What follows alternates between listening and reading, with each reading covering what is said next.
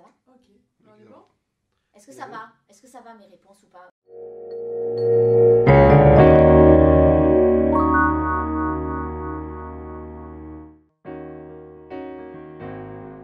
Bonjour, je m'appelle Nathalie Pessel, je suis enseignante au département MNI de l'IUT de Toulon. J'enseigne l'algorithmie et les bases de la programmation web, et puis depuis septembre, je suis chef de département. Bonjour Madame Pessel, alors j'avais une question. Ça fait quoi d'être chef de département? Bonjour Gabriel, alors chef de département, c'est une fonction toute nouvelle à laquelle je n'étais pas du tout préparée quand j'ai dit oui. C'est une fonction très enrichissante, mais qui demande énormément de travail, des tâches administratives, de savoir quelle politique du département on veut mener, des tâches aussi financières, savoir gérer un budget, voilà. Donc, tout ça c'est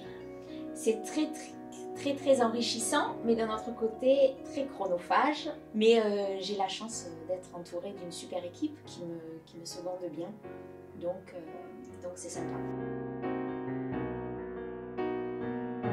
Oui, alors le matin, donc je me réveille, je me mets en tenue de jogging, je vais faire un jogging d'environ une demi-heure tout le matin. Après je rentre, je fais ma séance de yoga. Une fois que ça c'est terminé, je déjeune, je m'occupe de mon fils et puis je pars travailler et voilà. Bien entendu, c'est pas du tout ça. Je fais pas ça du tout. Morning routine du matin, il n'y a rien d'exceptionnel. Je me réveille,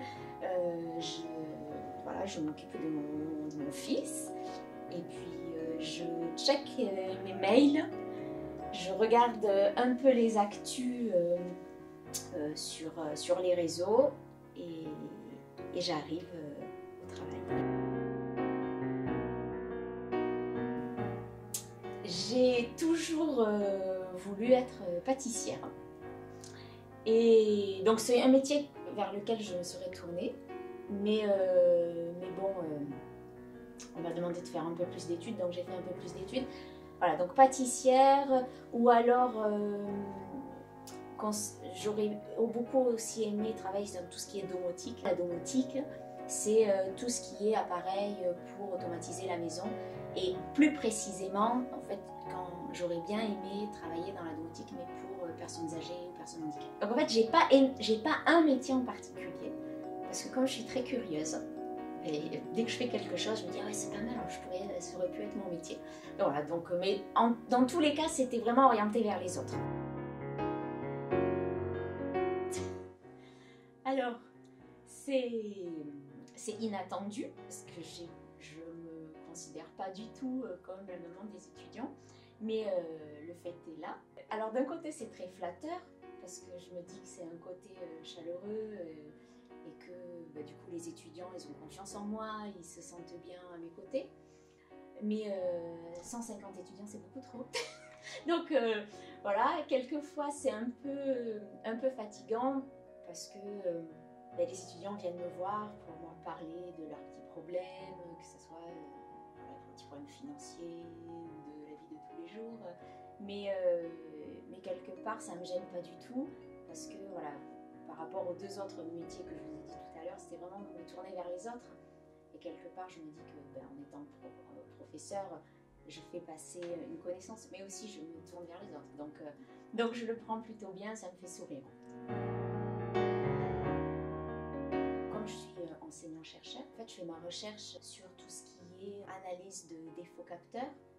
Donc c'est de l'automatique, c'est pas tout à fait l'automatisme comme j'aurais voulu le faire, mais c'est de l'automatique quand même.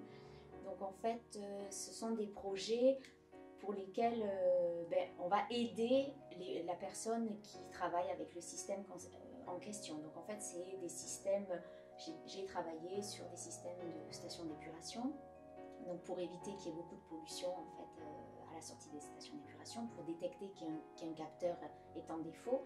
Mais ça peut être aussi une application sur les bateaux qui dégazent en mer. Voilà, donc en fait, c'est vraiment des défauts capteurs ou encore sur une serre agricole, pareil, pour savoir si d'un seul coup la température s'emballe dans la serre, quelle est la raison de cet emballement. Donc je suis varoise déjà, donc j'ai fait mes études à la fac de Toulon. Et puis je suis partie faire la fin de mes études à Montpellier. J'ai fait ma thèse à l'Ifremer sur le site de la Seine. Et quand j'ai fini ma thèse, au cours de ma thèse déjà, se posait la question, est-ce que je veux être enseignante ou pas? Donc j'ai réalisé quelques vacations en génie électrique à la Garde. Et puis, j'ai attrapé le virus de l'enseignement. Et donc, du coup, j'ai dit, je reste là. Et puis, voilà, donc je suis restée là quelques années durant ma thèse. Et puis, j'ai eu deux contrats par la suite.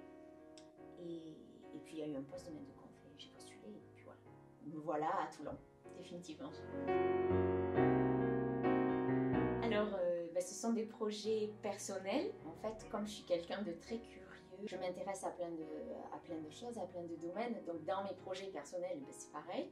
Donc en fait, j'ai une liste énorme de projets qui vont de rénovation de la maison, en passant par des super voyages, en passant par tout plein de trucs, aider des associations, voilà. Précisément, je ne sais pas, parce qu'en fait, je laisse aussi venir beaucoup les aléas de la vie. Voilà. Donc en fait, j'ai des projets dans la tête et quand j'ai un peu de temps, paf, il y en a un qui sort. Mais c'est pas des projets vraiment qui me tiennent à cœur, parce que tous me tiennent à cœur. Je regarde très peu la télévision et très peu tout ce qui est écran. Alors les séries, j'en regarde pas pour deux raisons, parce que probablement j'ai pas trop le temps, mais je pourrais trouver le temps. Mais le problème aussi, c'est que quand je me mets à une série, je suis incapable de m'arrêter à un épisode. Je suis capable de regarder toute la nuit la série, et du coup, je me protège de moi-même. Voilà, je regarde pas. Donc là, quand même, j'en ai regardé une dernièrement qui s'appelle Un ami aux petits soins. Donc j'ai regardé cette série avec mon fils. C'est l'histoire d'un petit garçon qui a une phobie sociale et qui n'arrive pas à aller à l'école. Et du coup, il adopte un petit chien. Et donc je trouvais ça sympa. Parce que c'est quand même... Voilà, l'avantage des séries, pour moi, c'est qu'elles traitent souvent de thèmes d'actualité. Alors, concernant les films, donc moi, j'aime bien aller regarder un film au cinéma. Mais je m'accorde pas trop de temps pour aller au cinéma. Mais en tout cas, les films que je veux voir, c'est des films pas prises de tête. Je veux vraiment déconnecter, pas réfléchir. Voilà, donc c'est plutôt des films d'humour, voilà, ou des films d'aventure, mais sans angoisse, sans bagarre, des films cool qui me font voyager. Comme là, dernièrement, j'ai vu Donne-moi des ailes. Voilà, ça c'est un film qui me convient tout à fait, c'est léger, ça me passe un bon moment, voilà, ça me permet de déconnecter vraiment. J'ai pas vraiment de style de musique préféré, j'écoute tout style de musique, ça peut pas, vraiment, hein, c'est très large. C'est vrai là actuellement, j'écoute Angèle, j'aime bien, c'est rythmé, c'est léger, voilà, elle parle de faits de société vue par une fille et je me reconnais pas mal. Et après, sinon, j'écoute aussi du Big Flo et Oli, du soprano, voilà, par rapport à mon fils, quoi. Oui.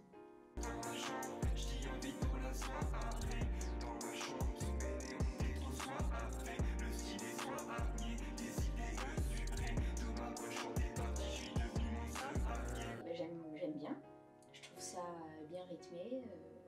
C'est tout à fait un style de musique que je pourrais écouter. Alors, c'est un sujet délicat. J'ai pas à dire si un étudiant doit faire grève ou pas, mais je pense qu'en étant à l'université, qui est quand même un lieu qui permet l'ouverture d'esprit, la réflexion, on n'est pas simplement là pour donner un savoir pédagogique strict en fonction d'un programme pédagogique national. Donc je pense que, est-ce qu'un étudiant doit faire grève? Je sais pas. Mais par contre, il peut se servir, s'il y avait des débats organisés, je pense que ça serait bien que les étudiants se tiennent informés. Après, ils sont libres de faire grève ou pas, mais juste pour qu'il y ait cette ouverture d'esprit que de temps en temps, il n'y a pas et que peut-être notre société ne nous permet pas d'avoir. Et voilà, donc après, chacun est libre de faire ce qu'il veut. Je n'ai pas de directive à donner, loin de là ma volonté. Déjà, je trouve qu'ils sont très chanceux de faire de suivre cette formation. Non pas parce que j'enseigne là, c'est sur le contenu de la formation. Je trouve que c'est une formation géniale qui apprend tellement de disciplines. Donc déjà, je trouve qu'ils sont chanceux. Et puis oui, je leur souhaite une bonne continuation, de bons projets et surtout qu'ils n'oublient pas de vivre leur vie étudiante à côté.